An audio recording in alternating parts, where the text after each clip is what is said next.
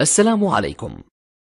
لا تنسوا الإعجاب بالفيديو والاشتراك في القناة تشجيعا لنا لنستمر بنشر المزيد إن شاء الله.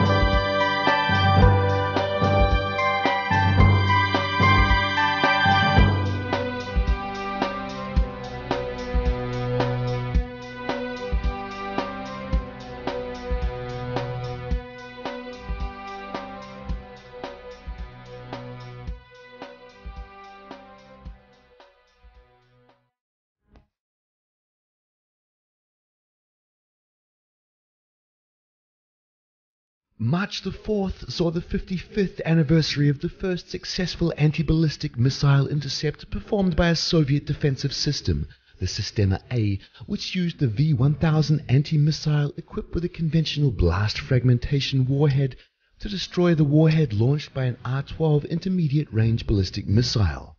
This initial experiment led to the ultimate development and deployment of the A-135 Amur ABM system around Moscow, as permitted by the 1972 ABM Treaty.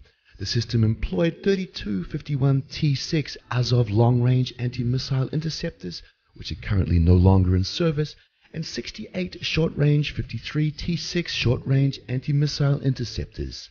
In accordance with the ABM Treaty, which permitted a single ABM site with no more than 100 missiles, the A-135 was deployed to protect Moscow against nuclear attack.